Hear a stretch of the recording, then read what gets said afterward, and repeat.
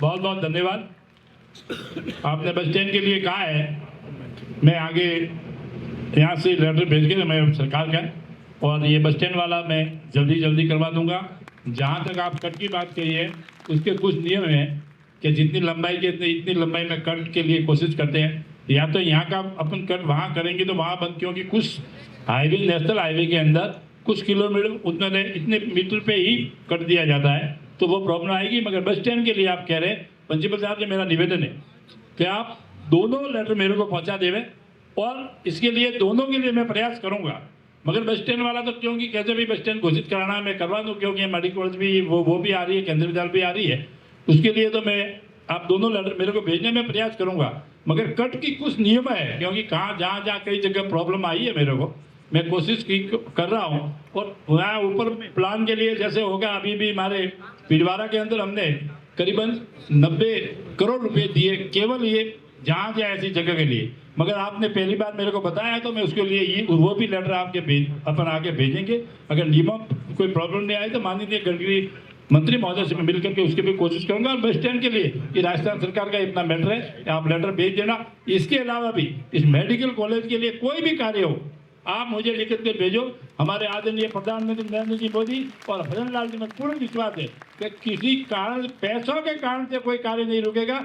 ये मैं आज मेडिकल कॉलेज के लिए विश्वास दिला हूँ। आप यहाँ से जितना प्लान, जितना जो सुविधा बच्चों के लिए कर सकते हो वो आप करिए। जो कार्य है उसके प्रस्ताव बना करके, लेटर बनाकर मेरे को भेजिए। मैं आपको उसको विश्वास दिलाता हूँ कि हमारे मंत्री महोदय, दोनों सरकारों पर पूर्ण विश्वास है, और हमारे प्रधानमंत्री पर मैं पूर्ण विश्वास है कि मैं जो कागज भेजूंगा, आज तक हमने सिरे के लिए जो दिया है लेटर, जो मांगा वो उन्होंने दिया है, और आगे भी मुझे पूर्ण विश्वास है कि जो मांगेंगे वो देंगे। आप इसके लिए जो भी कार्य हो, इसके अलावा भी मेडिकल कॉलेज के लिए मुझे चिंता है, इसलिए मैं आपको ध्यान है, 4 MP बनने के बाद करीबन 1.5 साल हुए, मतलब 4 से 5 बार आया हूँ।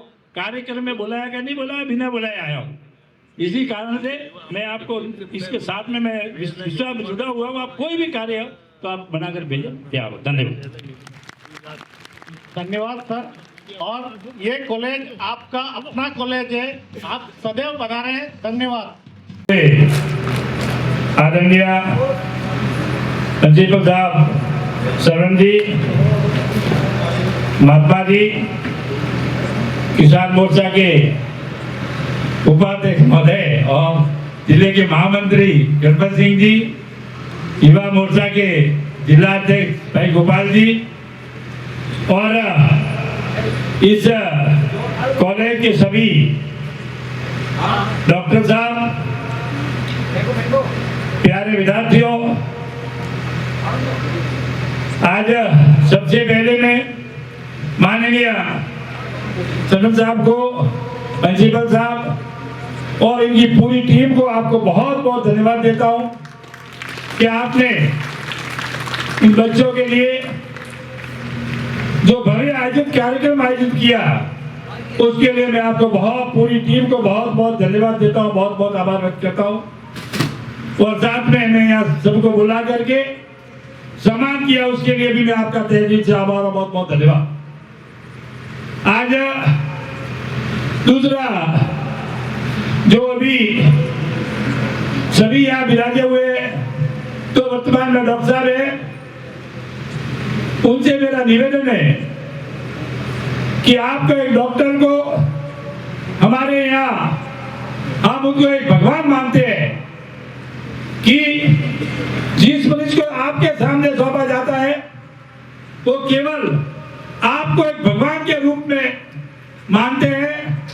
आपसे मेरा अनुरोध है कि उनकी जो भावना है उन्हीं के अनुसार आप भी उनको सहयोग करें, उनके जो स्वास्थ्य के बारे में ध्यान रखें।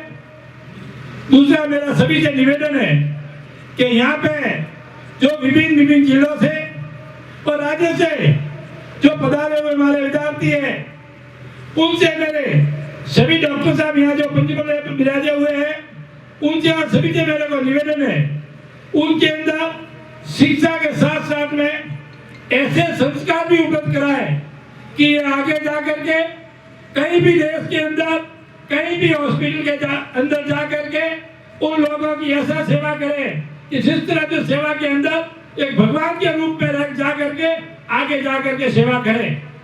हमारे आदरणीय प्रधानमंत्री नरेंद्र जी मोदी, जिन्होंने आज मेडिकल कॉलेज के लिए जहां यहाँ विराजे हुए, आपको एक एक बात का ध्यान है कि पुराने समय में मेडिकल कॉलेज के लिए कई कई बड़ी बड़ी सिटियों में होती थी, मगर हमारे इस मौके पे माननीय प्रधानमंत्री नरेंद्र जी मोदी, आदरणीय भजन लाल जी मुख्यमंत्री महोदय का आभार व्यक्त करता हूँ कि जिन्होंने हमारे छोटे से जिले में भी जो मेडिकल कॉलेज की जो सौगात दी है, इसके लिए मैं उनको भी बहुत बहुत धन्यवाद देता हूँ। आगे जहाँ जहाँ कमी है वहाँ पे हर समय में मैं यहाँ आने की कोशिश की है, और मेरी एक आदत है कि मैं जब आता हूँ शायद बिना पूछे बिना बताए आता हूँ, क्योंकि पहले आ जाए तो जैसे आज आपने सेवा के लिए तैयारी की है, ऐसे तैयारी करते हैं, इसलिए मेरी हमेशा के लिए आदत है कि कहीं भले स्कूल हो हॉस्पिटल हो, मैं पहुंचता हूं तो बिना पूछे ही पहुंचता हूं। साहब को ध्यान भी है।